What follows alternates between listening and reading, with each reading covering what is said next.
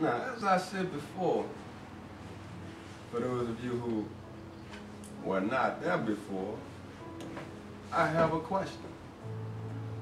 And no, I'm not a scientist, nor a theologist, or any other type of specialist in the field.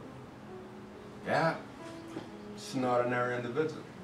And just like any other ordinary individual, cast into this multiplicitous reality, just trying to ascertain and understand it. Now, this question in particular, what would happen if some level-headed people were to come together and join in on a discussion, you know, to just dive deep into things? What would come out of it? Who knows? But that's the question. And here to help me answer this question, we have a good friend over here, Mr. Scotty. We know him as Mr. Scotty, and we have Mr. Bruce over here. We know him as the ruler. But that's Bruce. So, I guess ain't no way else to do this but to just get right into it. Unless you guys have something that you would like to impart upon our viewers over here. You know, something about yourself or just anything in general. I'm not too much. I'm a black guy. You heard him. He's a black guy. No, nothing too much. What's going on with you, man?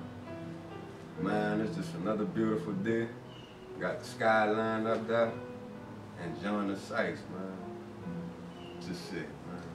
I just say that I'm a man with a mission, on a mission. That's me. Man on a mission. You got a man on a mission. You got a black man. And we got this ordinary individual. What'll come of it? Who knows? So, man, what's going on? What's happening in the world? What's going on? Man, I see a lot of backwardness, seems like, and you know that the way that societies and things are structured, and you know just in general how people are sort of, I guess, not questioning, you know, that what's going on around them. They're just living day by day, you know, going through the motions, I guess you could say. And what's up with that? I guess I'll start. I like to relate the government to a parent. Mm-hmm. As in, when you're in a store and you pick up this candy that your mom don't want you to have, she eats you on your hand and you put it down. But I feel like government is actually doing the same thing with us. As in different things that the government may allow you to do, or what the government not allowing you to do. And that slap on the wrist can be jail. It can be charges. It can be the grave in some cases.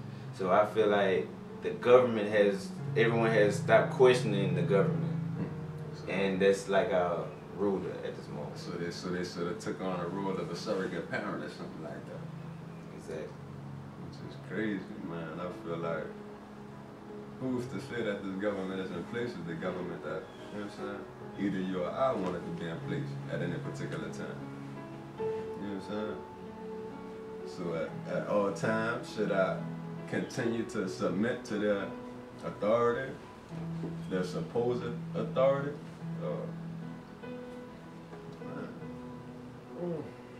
I guess it's more so as you use it as a protector. Use the police, the military to protect you.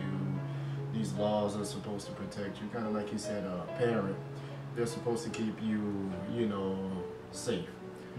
But when they start imposing things such as laws that hurt you, like Homeland Security and things like that, extra checks in the airport, anyone that looks suspicious / anyone of color that needs to be questioned about who they are, what they're doing, then that's when you start to run into the problem of the government overstepping their boundary, and then you questioning who and what this person really is, and why are they even here to tell me what I can and can't do, and then the structure behind what you can and can't do per se. Because if you were born here as a free person, then who are they to tell you what you can and can't do on your own land? That is interesting. On your own land, you're born here as a free person. I feel that's how I feel. When I come out the womb or what have you, I wasn't asking to be born in America because their rules are just so great that I just want to be in America, or even not even just myself and my position in America, just anywhere in particular. I didn't ask to be born in Afghanistan or in Pakistan or in Egypt or in any other part of the world. I was just born. If you look at the history of America, it shows you what it's come out to be, that America has stayed the same. As when I say that they came as immigrants. They did not own America. Columbus, when he touched down, it wasn't for him. You know, the Native Americans opened up their arms and comforted those settlers. And before you know it, once America, or once their mind gets to turning of how can we make this ours, how can this greed take over, it becomes their land. And now we're going to give you settlements, which is going to be your land, because this is our land. And so that is the underlying thing of the history, which has never changed. It's just now they're just taking it a step further as technology goes on. They want to know anything. They're pushing the envelope to see how far can they get. And that's if anybody's ever, if you haven't heard of it, divine destiny. That's the banner that flew, you know what I'm saying, when these settlers came in. You know what I'm saying? It's divine destiny that we should be here. This is our land. We discovered this, but how can you discover something that was already, for one, inhabited, that for one, or for two, that already existed? How could you? You know what I'm saying? And just like you said, there's a bunch of immigrants, and people open up their shores for them. They helped them. These people would have perished if not for the natives that were here. You know what I'm saying? And so, pushing them off their land and now claiming it to be yours, to what extent do you continue to carry that on? You know what I'm saying? And who's the, and then what generation, so say down the line, would put an end to that? Who knows, man? Who knows?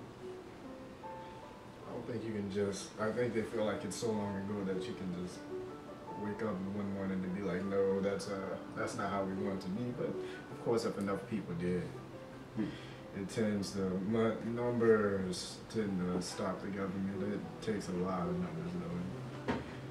It'll be a while before that many people rise up and say that this is enough. Long time.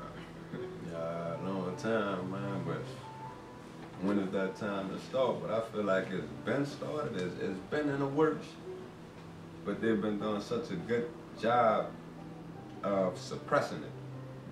Because when you watch the news, what you see on the news? You know what I'm saying? Commentary. You see, for one, it's not really news, like he just said, it's commentary. So they're not really even reporting real news. They're giving you an inch and expanding that inch to a mile with their perspective. You know what I'm saying? And then if you're looking at the major news corporations, it's all owned by pretty much the same people. Look at Viacom. How many news stations or what have you they have under their belt? You know what I'm saying? This octopus is all over the place. You know what I'm saying? How I feel that they suppress everyone's thoughts and minds and creative ideas by fear. Because what's two things that everyone's scared of, so say, the fear of death and the fear of public speaking. So how can you get the masses to be on one accord, and if everyone's scared to public speak, and also everyone's scared to die? You know, just knowing that, okay, we have these systems and laws set up, but what if it's the person in this law that's trying to kill you? Who do you report to? Who's going to put the government on trial for their actions. So, and that's the thought in everybody's mind that, okay, well, the government has no one to answer to. So it's really a non-stop power. Right, and that's an interesting thought, man, as far as the government not having anybody to answer to, when the government of this land that we inhabit was supposed to be for the people, of the people, by the people. You know what I'm saying? So now when you say that the government has nobody to answer to, what that sound like? Monarchy. You know what I'm saying? I thought those days was over. I'm not sure I want to be. I mean, last time I checked, the government murdered almost what? They get 3/4 of the Indians. It's not. I mean, if they must do it again, they will. That's just the last time I checked. The ones that they gave land to are the ones that survived the mass extinction, not the not people who I guess you can say earned it. They earned their place by not dying. That's about it. That's what happened with that before. Yeah, and so that brings up that whole, what he was just saying, what Scott over who was just saying about, you know what I'm saying, the fear of dying and death. Are you that scared of the unknown that you're willing to subject yourself to tyranny? You know what I'm saying? To things that you feel are not right, but since you're scared to die or scared to transform. You know what I'm saying? Because what is that but a transformation? We living in a I mean, I don't want to go too deep on it, but I have to say it, you know what I'm saying? We living within an entity that is just a continuation. Nothing ever really dies if you open up a science book. Energy is neither created nor destroyed, it's just transforming. What are we? Energy. Energy. So how could we ever die? Turn into something different. It's not necessarily dying. They don't want to change form. They don't want to go back to the earth or wherever else. They may take their energy, that's all. Yeah. So why be scared of something like that? You know what I'm saying? When all it is a transformation. You know what I'm saying? If this energy, I feel like if this energy right here is needed somewhere else, let it go there. You know what I'm saying? Who am I to stop? And that's why I just said, back to my introduction where I said I'm a man on a mission. I don't know necessarily what the mission is as of yet, but I know that just like you gotta think of it as this, why was I born in 1990 compared to the 1500s? Why I wasn't born in Egypt? So that's when you had to start thinking that, okay, I was born at this time and I'm residing in this place. So obviously it's something, it's a reason, it's a calling, it's a mission why I'm here now. Man, you was put here to play basketball, you ain't know? Didn't know. I didn't know. You ain't know. I didn't know. But yeah, man, that's real what he's saying, man. We are put here in this particular time, in this particular place, for what? Who knows? You know what I'm saying? Are we to listen to these authority figures who tell us why we were put here? Or are we supposed to move beyond that and start asking our own questions to figure this out? You know what I'm saying? Going on our own journeys, off the beaten path. You know what I'm saying? What is life? What is life, man?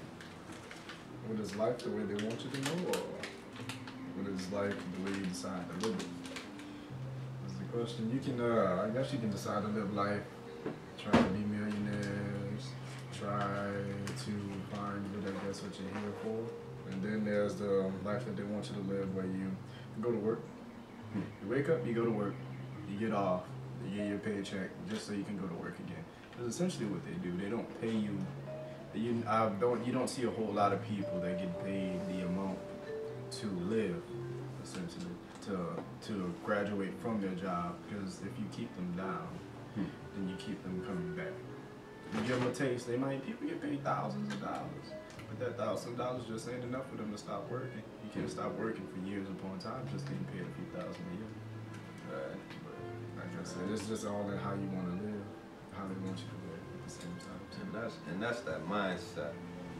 Man, I think you was talking about that book, man, that from the guys who wrote Think and Grow Rich. Not Think and Grow Rich. You talking about Rich Dad Poor Dad, the sequel to that book.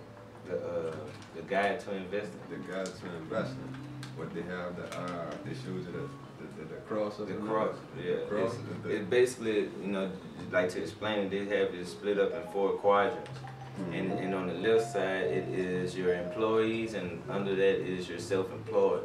And this is where 90% of everyone is. And on the other side, it is investors and business owners, which is 10% of everyone. But those 10% of everybody holds 90% of the wealth. So how do you look at that? I mean, it's all about a person and that individual person.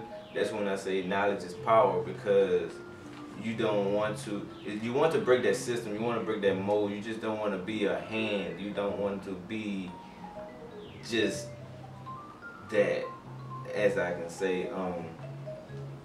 But so how do society set it up? How do the government set it up? Okay, yes, okay, you need to go to college to show me that you are worth something. But at the same time, many of my classes where I'm in college, I'm learning things that I learned in 3rd and 4th grade. So what is actually education? What is actually, why is a college degree now a high school diploma? Now why do I have to go get my MBA when I had a college degree? But now that doesn't mean anything, because a college degree is just a high school diploma. Why is education going through this spurt of inflation? Man, it costs so much to go to school now. I mean, people putting themselves in massive amounts of debt just to be able to get this piece of paper when in 4 years, who knows if that piece of paper will be worth anything, because the culture of society has shifted away from what you went to school for. You know what I'm saying? And now it's on this whole another round. So now, in order for you to be worth anything, you have to go back to school, put yourself in more debt, and who's to say after that time period your degree will be worth anything? You know what I'm saying? And so it's not really knowledge that's the power. It's applied knowledge that's the power. You know what I'm saying? That's why you can see somebody with a high school 3rd grade education or what have you. They apply themselves, they multi-billionaires. People dropping out of college, multi-billionaires. People still in college, 4 years, 8 years, they're working at Burger King. May I take your order? Would you like some extra tomatoes?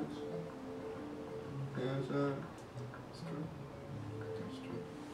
So, what is it that we can do to make sure that we are secure? Not only us, but our generations down the line. I don't think it's so much the degree. I think it's the person that determines where you're gonna go in life. The degree just says that you know this and you know this and we've taught you this. I think it's more of somebody who really wants to know will go out and know. They'll look it up, they'll read a book, they'll look it up on YouTube, they'll consistently grind until they get the information, the ability, we call it a tool, to do whatever it is they need to do, and then from that they'll take that tool and then they'll make their money. People who aren't afraid to change their habits and their lifestyle to get to this point and then get to that point and get to that point, and then that's who become millionaires. You can go to school for 8 years and get a degree and then nobody hires you. And you put your resume online, you go to a few places, nobody hires you, you get discouraged, and then you find something else to do. Other people consistently knock on people's doors. They consistently learn new things. They surprise people with their knowledge for someone who knows essentially on paper nothing. And then they get the job, and from there they take the tools that they've learned and then the tools that they've amassed to make their millions. In my mind, that's how I feel. Applied knowledge. You know what I'm saying? So we have all this knowledge, not only us, but our predecessors. They have all this knowledge. Why aren't they applying it? Or why haven't they applied it? You know what I'm saying? to be able to put this generation or, you know what I'm saying, the successive generations in a position to where they can advance and really master things. You know what I'm saying? It all goes back to, you know, to throwing. It's like when your baby's crying. You have you have a child. Your baby's crying in the crib. Okay, let me give him a toy. Let it occupy his mind. Whereas instead of the baby thinking about, okay, climbing out the crib, now the baby just occupied doing exactly what you want the baby to do. I say that to say that our generations, we have all the potential in the world to do anything we want to do. But at the same time, is coming, if everyone's not on that different path and thinking outside of the box, that there is no box actually holding everyone in, is you get trained thinking. It's TV programming. We are programmed. And if you don't think outside of that programming, you're going to do exactly what the American dream is. Like, soon as you're born, you hear of this American dream. So now you have the same dreams that America have. But who are, you know, like, who is America to define your dreams and where you want to go in life? So it just comes down to just getting out of that program. Right. That's very interesting, man. Programming. You know what I'm saying? The child, they're crying. Or the child has just woke up. The parent. Where's the parent? You know what I'm saying? Is the parent in the home able to respond to that child? Or is the parent outside in some job somewhere? You know what I'm saying? Do the parents have enough time to be able to pass on their knowledge to that child? Or are they sitting them in front of a TV programming to be programmed? You know what I'm saying? Or are they actually investing that time? That's what it all boils down to. Seems like, man, these parents, man, they got this something else. Especially this generation of parents right now, man, they out the box with it, man. They don't spend, well, I can't generalize the statement, but from what I've observed, they don't spend time with these kids at all. Put them in front of TV and let them go. It goes back to just listen to this conversation. Like, the main thing and the most important thing we have is time. I posted a status the other day that said Bill Gates and the homeless man had the same 24 hours. So what makes these two people different in these same 24 hours? And, you know, yes, we can criticize the parents. You know, some parents sometimes it's children having children. Other times it's this a parent that's working so hard to sustain their family and their household that they're working 3 jobs. So out of those 3 jobs, how can that person possibly teach everything that needs to be taught to this person? So now the responsibility is on the caregivers and the teachers. But if the teachers are underpaid and also looking at it just as a job and not just looking at it that they're a vital part of society, now the child is lacking in school. And now everyone is so quick to say, if this child cannot sit still, he must be ADD. This child is not thinking clearly. This child needs to be in a special classroom where this child not getting the exact attention that it needing. So now when they graduate with a diploma, or if they even graduate, look, you can't do any of these things that everyone else have access to. But if we pride ourselves on everyone being different, there's no standardized way to teach. There's no standardized way to interact with people, because everyone is different. So I mean, time is the biggest thing. But like I said, it always goes back to 90% of people are employees. You don't have control over your time or your money. Right. So you at the will of the people. And when I say the people, I mean the dollar. That's crazy, man. And to say the will of the dollar, I thought we were supposed to be at the will of the Almighty, of God. But it's funny, it's crazy if you think about it. If you take $1 out your pocket right now, read on that dollar, What's the inscription? In God we trust. In God we trust. You know what I'm saying? But however, that money is not backed by anything. It's not backed by any natural resources that God put on earth. You know what I'm saying? Such as gold or oil or rice or pebbles, anything. You know what it's backed by? It's backed by the government. That tells you, trust us. We will honor your dollar when you bring it to us, and you can use this dollar for all your other debts. So trust in us that we will be able to back this dollar up when somebody says they're not taking it or it's not worth anything. Just call us up. You know what I'm saying? So who is it that you're actually trusting? And to get in the conversation right there, the part that I instantly got mad, and the reason why I got mad or kind of got upset was because that you keep in God we trust on this dollar, but you take God out of the Pledge of Allegiance at schools, and it's against the rules or against the law to pray if you need to at school or wherever you're at. So how can you limit or regulate how I serve my God? But on this dollar, you saying in God we trust. So exactly which God are you talking about or referring to? Man, to take it even a step back from that. This was supposed to be a land that didn't glorify any religions. You know what I'm saying? There was no such thing, supposedly, within this land of any one certain religion. You know what I'm saying? So, what is this God? Where did this God come from? You know what I'm saying? What type of God is it? What type of God is it? You know what I'm saying? Yeah, God, I believe they're talking about themselves. I don't think they're talking about God as we know God. That's why they put in God we trust and trust in us. That's what it is. It's more so that, you know, I think back in the day were like that.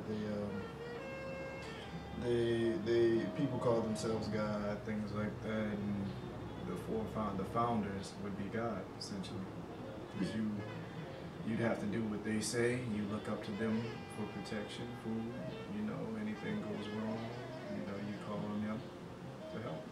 So in God we trust. We trust in them. And see, I just made a connection with what you just said, because if you think about the Supreme Court system, their whole purpose is to make sure the Constitution is standing and nothing coming against this Constitution. So ultimately, whoever wrote this Constitution is the person who had all the power, because this Supreme Court is still, oh, you can't do that because that's unconstitutional. So it all go back to this Constitution. So whoever wrote this Constitution is the God they're referring to. They're the creators. They are the creators of that Constitution. Not me. Little me. I was just born here. Put here in 1988, you know what I'm saying? Came all squared out. And now I'm here. Now I have this document that's over 100 years old telling me what to do. Now, me being the type of person I'm here, I'm the type to look past that. Where did this document come from? Why did they draft this document in such a way? Why did they use the words that they used in this document instead of using these other words over here? So, putting that document aside, I may go back a few years. Oh, these people used to live like this. Why they used to live like this? Who told them to live like that? Or they just decided to live like that? And then I rewind it. I mean, I fast forwarded it just a little bit to come back up to more today. They had these people that drafted this Constitution. They were trying to escape something. What were they trying to escape? Jump across the pond over there. Man, there's some monarchs and things over there, some government over there that they trying to escape.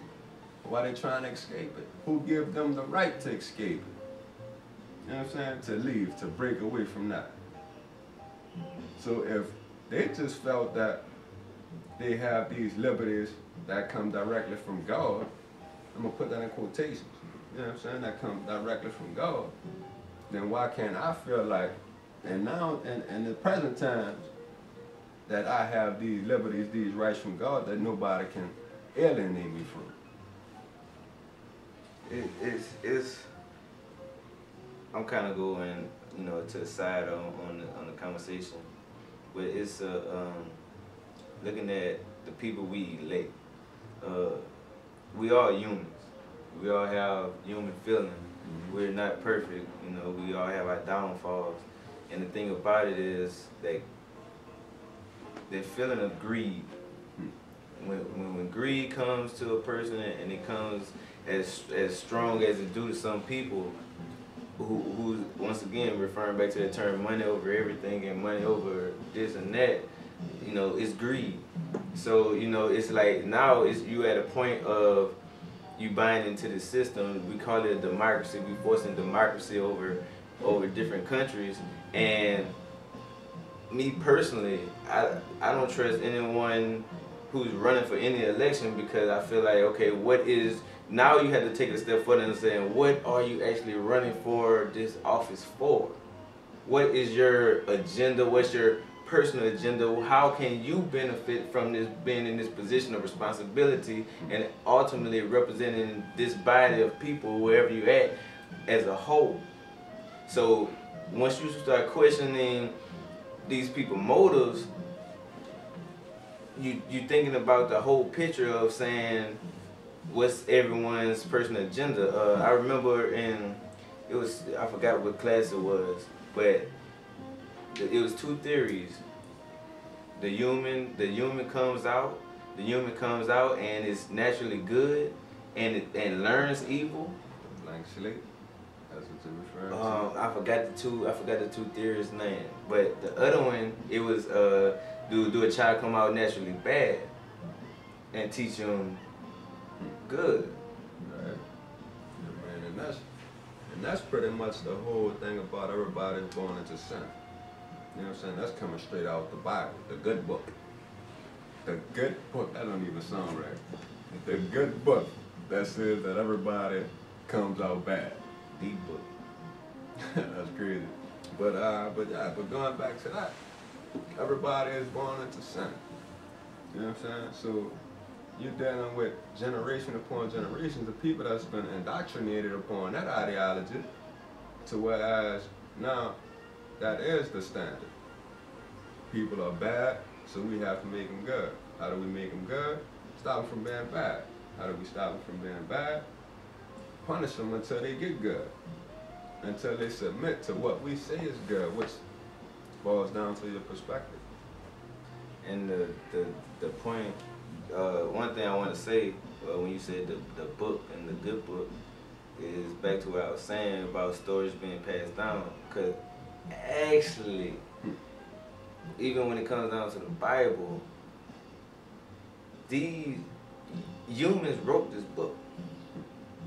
When these stories were written down in one language, someone came back and translated this. Now, you know, and no one thinks about, okay, well, so-and-so wrote this part of the Bible, so-and-so wrote this part of the Bible. But I remember my 8th grade teacher, she pulled, you know, like, we was in class and she said, Shakespeare wrote this part of the book. So I said, okay, Shakespeare wrote it, cool. Then she pointed out, I forgot the chapter, forgot the verse. But he actually put his name in the verse. As in, it was some shake. Then on the next verse it said spear. So if that give you, like, that's a lot of power to have. You can find just two interchangeable words and be like, you know what? Instead of putting this, I'm gonna put my name right there. So that's even a Bible to a point have some humans touched it. Right. And anything a human touch is not perfect. But I'm not questioning the Bible, but I'm questioning humans that. You know what I'm saying? But the Bible, the people that wrote the Bible, they was inspired, right? You know what I'm saying? That's why they wrote the Bible. But isn't that the same reason why what's her name? Wrote wrote the book about the magicians and all that. You know what I'm saying? TD Powers or something. I don't know. But the same lady that wrote not the Hobbits, you're talking about what's that book, man? It's one of the top selling Harry books. Potter? Harry Potter series, man. J.K. Rowling. there you go. You know what I'm saying? Was she not inspired to write that? So is that true? You know what I'm saying? She was inspired. People who wrote the Bible was inspired. You know what I'm saying? So who's to say that what they were writing, whenever they was writing it, was actual fact? Or was it just somebody in a jungle somewhere, they went on a trip. You know what I'm saying? They ate up 1 too many mushrooms. You know what I'm saying? Yeah. Came back. Got inspired. I'm inspired. I saw visions on top of visions. You know what I'm saying? I was in a vision and saw a vision. This is what this vision said, and this is how we should live. You know what I'm saying? But the Bible itself, there's a lot of truth in the Bible. You just have to be able to sift through it. You know what I'm saying? Through all the commentary, just like the news today. You have to sift through it and see what you get out of it. You know what I'm saying? Because all of us going to look at the Bible different. It's all for our perspective. You know what I'm saying? We all individuals. We see things different. So that's all it's about, man. If we all saw things the same, what type of world would this be? They wouldn't have that lamp and that lamp. They'll just have that lamp. You know what I'm saying? They wouldn't have that door handle and that door handle. It'd just be that door handle. They wouldn't have a laptop, an iPad, a smartphone, like an Android. It'd just be all one thing. They wouldn't have male and female. It'd just be. You know, like them plants that reproduce themselves.